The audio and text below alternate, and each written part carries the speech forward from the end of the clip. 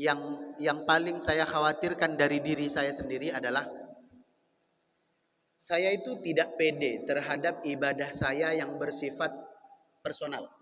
Salat saya, puasa saya, baca Quran saya, apalagi. Atau ibadah-ibadah yang lain yang bersifat pribadi, itu saya nggak pede. Kenapa nggak pede? Karena khawatir ada potensi saya tidak benar-benar tulus melakukannya. Yang paling saya pede adalah majelis. Itu paling membuat saya pede. Kenapa? Karena kalaulah mungkin saya nyampaikannya nggak ikhlas. Mungkin saya nyampaikannya pamrih. Tapi saat jamaah mengamalkan apa yang saya sampaikan, itu menjadi pahala jariah yang nggak akan terhenti pahalanya untuk saya. Makanya sampai hari ini, saya itu kalau bercerita tentang kesibukan nanti terkesan sombong. Padahal tidak. Saya cuma ingin menjelaskan bahwa saya sampai rela tidak istirahat untuk berdakwah. Bukan karena saya sok pintar. Bukan karena saya sok sibuk. Tapi karena saya mengandalkan itu sebagai satu-satunya amal ibadah saya di sisi Allah. Karena sholat saya nggak seberapa. Sedekah saya nggak seberapa. Puasa apalagi. Nggak seberapa. Saya hanya mengandalkan dari majelis ke majelis. Dari masjid ke masjid. Dari kajian ke kajian. Jam 3 pagi sudah berangkat dari rumah. Ke Masjid Baitul A'la. Habis subuh. Lanjut jam 8 ke PT Muka Kuning. Lanjut jam 11 di Masjid Baitul Salam, bukan Baitul Salam, Darussalam, Genta.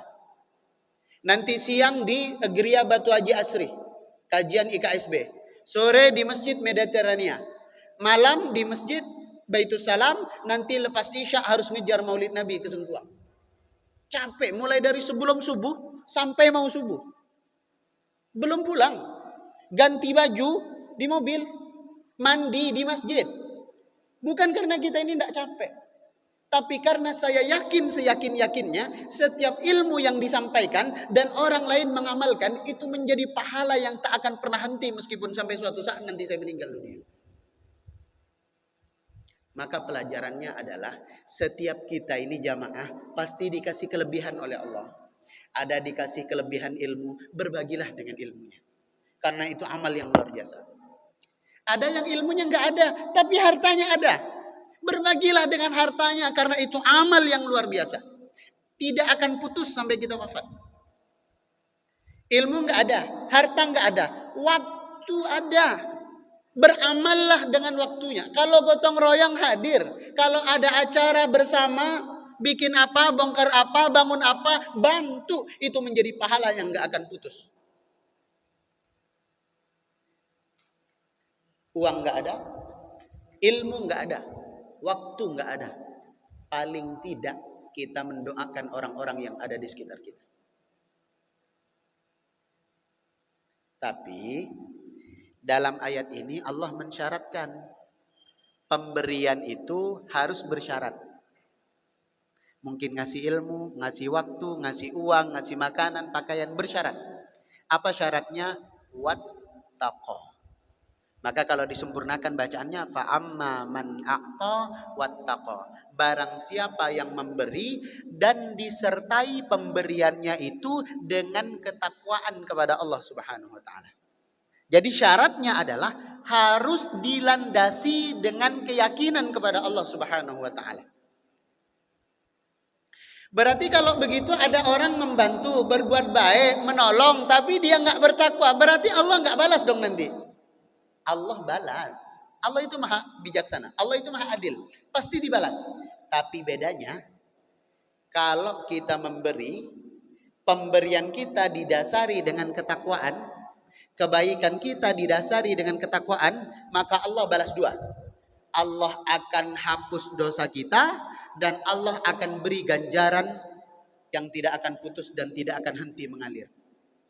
Kalau orang tidak beriman, tidak Allah beri pahala, tapi ada kemungkinan Allah akan ringankan siksa.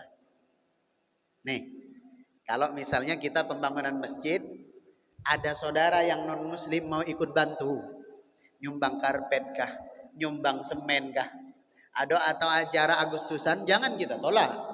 Jangan kita tolak.